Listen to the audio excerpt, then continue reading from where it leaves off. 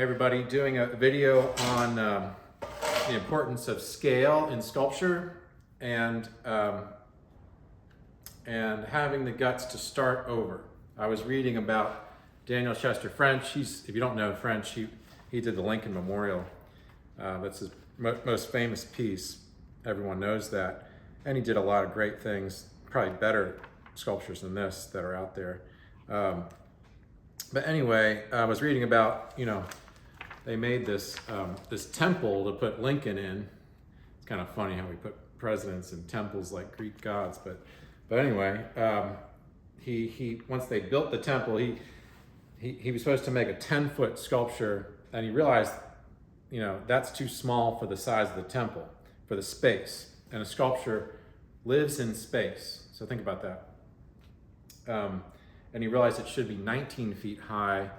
And I guess the story goes is that he sculpted a head for a 19-foot sculpture, and then they suspended it in that little temple, and then the committee could see that yes, it needed to be that big.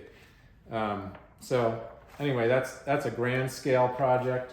I'm doing a much smaller scale project here.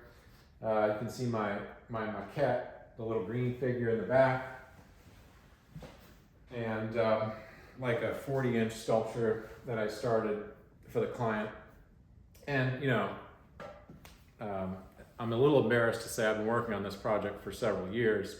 I had some events that slowed me down, but anyway, I realized that the piece was too small for the space it's going in for the client.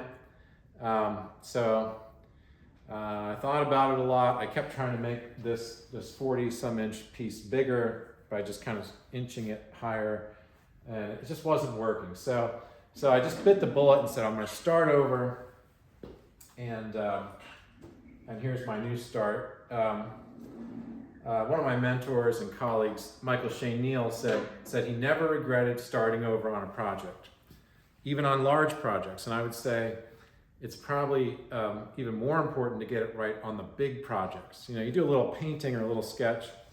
It doesn't really matter if it's an inch or two smaller or larger. But when you get into these larger figures that live in our spaces, it's important to get it right with the scale and the proportions of the figure.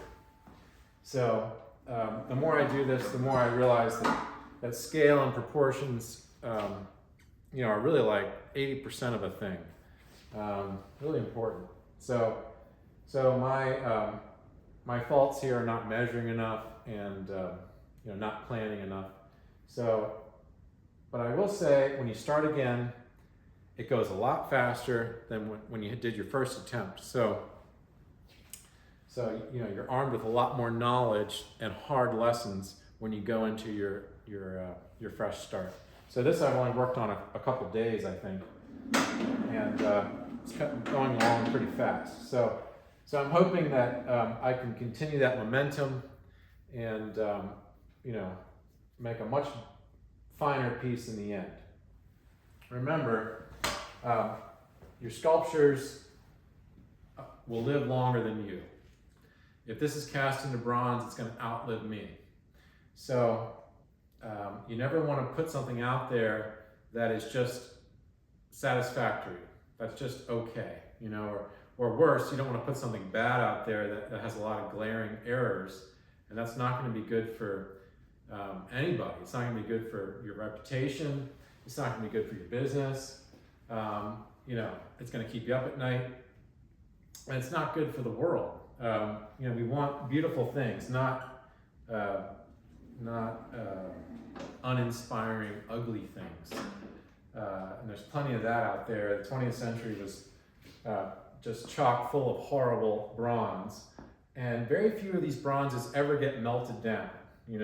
They might get torn down for political reasons, but they're almost never torn down for aesthetic reasons. So just keep in mind that your bronzes will outlive you, and this is also your business card. This is what's going to bring you more work. So think about that. And if you're going to do an addition of a piece of sculpture, like let's say I'll do like an addition of 10 bronzes of these that I hope I can sell. that's going to be, in the long run, that's going to pay dividends. You know, that's my return on investment. So in Sculptor, you may not see your return on investment right away. It could take 5 or 10 years to get that back.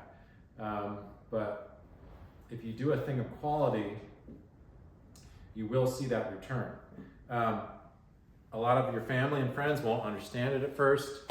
They'll say, what are you, crazy? You know, like, you're only getting paid this much and you put in, like, you know, hundreds of hours into this project. That doesn't matter. It doesn't matter at all. Don't think that way. You know, don't think, oh, geez, I'm only getting paid this much and I just better get this thing out of here. You know, do it right. Have the guts to say, no, I'm gonna do it right. I'm gonna scrap this and measure again and start over. I don't care, you know, how many hours or whatever. Do it right, and everyone else will benefit from it, and you will too. Okay, take care.